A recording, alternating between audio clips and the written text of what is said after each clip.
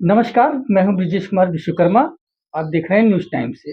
इस समय हम मौजूद हैं जफराबाद विधायक श्री जगदीश नारायण राय जी के यहाँ। आज हम लोकसभा चुनाव के मुद्दे पर उनसे कुछ चर्चाएँ करने आए हैं। आइए सीधे हम उनसे बात करते हैं कि क्या मुद्दे रहेंगे। बाबूजी, इस समय जो है आगामी लोकसभा चुनाव नज़दीक आ गया है। अभी घोषणा अधिसूचना नहीं जारी हुई है। क्या मुद्दे रहेंगे इस बार जनता के? देखिए, सत्तारूढ़ पार्टी तो विकास का मुद्दा लेके आ रही है सामने। विपक्ष बेरोजगारी और किसानों की समस्या, महंगाई, इन सब चीज़ों को लेके सामने आएगी। अब जनता में इस पर कितना असर पड़ता है, किसका विकास हावी होगा कि विपक्ष के इन नारों का हावी होगा, ये समय बताएगा। अभी एक छोटा सवाल हमारा और है कि जो विकास अभी नहीं हो पाया है पूर्ण तरीके से, लगभग 10 साल हो गए बीजेपी सरकार को। हुँ, केंद्र में भी है और यहाँ भी है। राज्य में भी है, हुँ, जहाँ पर सिर्फ किसी को बोलने का अधिकार नहीं है। हुँ, एक छत्र राज होता है, किसी विधायक को ना बोलने का अधिकार है।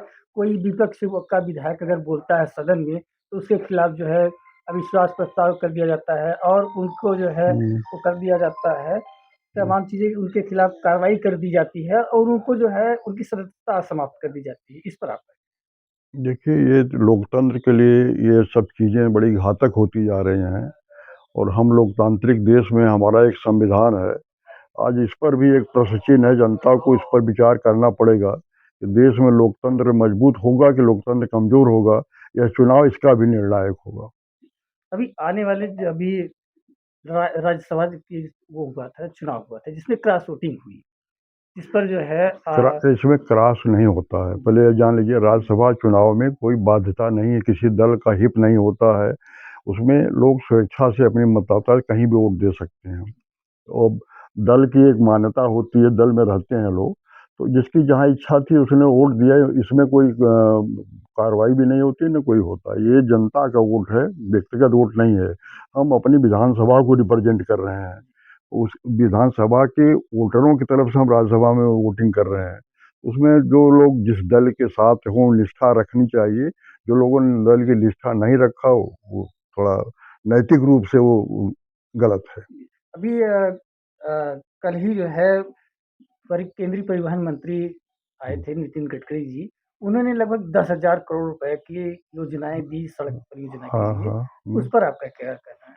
देखिए, ये तो जौनपुर के लिए बहुत अच्छा संदेश है और बहुत ज़रूरत थी इन सब।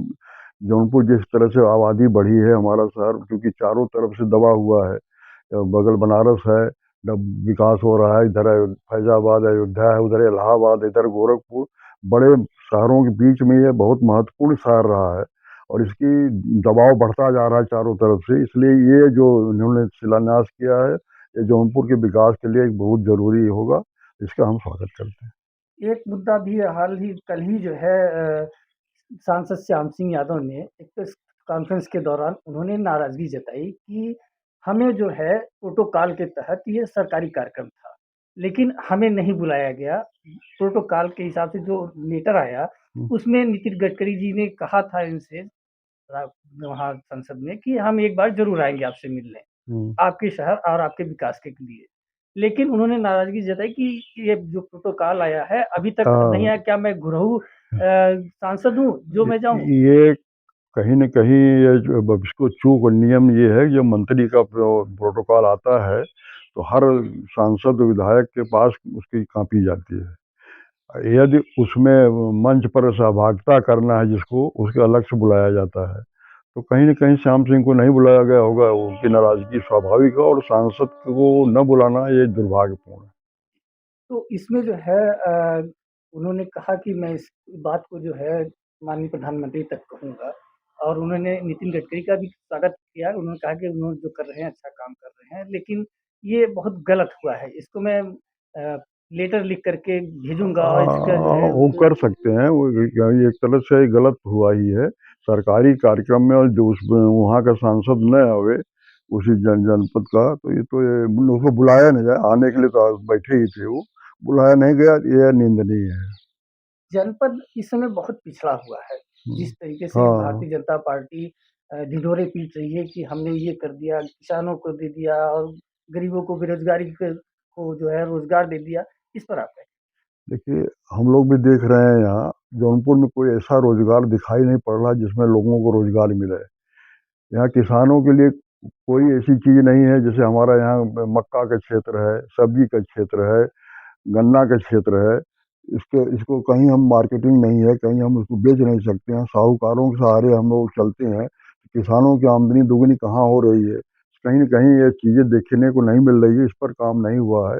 इस पर विचार करना पड़ेगा सरकार को। एक कभी शाहगंज में एक गन्ना मिल थी, हाँ। जो कि चीनी का बहुत बड़ा वहाँ से उत्पाद होता है और गन्ने की खेती से बहुत लोगों को रोज़गार मिलता था। वो सरकार द्वारा बंद हो गई।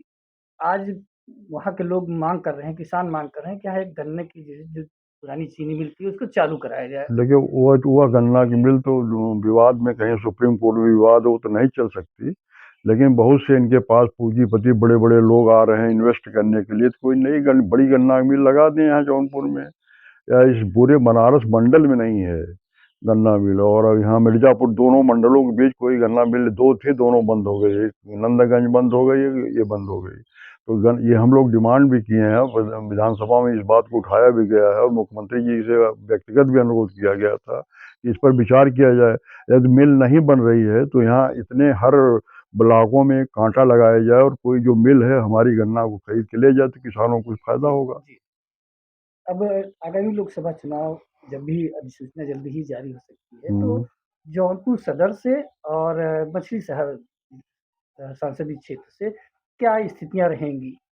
देखिए, मुद्दे वही हैं, लेकिन अभी जो है सरकार, जो वर्तमान सरकार है, उसने विकास का इतना बड़ा ढिढोरा पीट के और लोगों को बीच में एक संदेश दिया है। तो अब उस संदेश को कहाँ तक धरती पर उतरा है, क्या नहीं उतरा, विपक्ष इसको अगर बता लेगा, समझा लेगा तो फायदा उठाएगा, नहीं तो लड़ाई है ही है।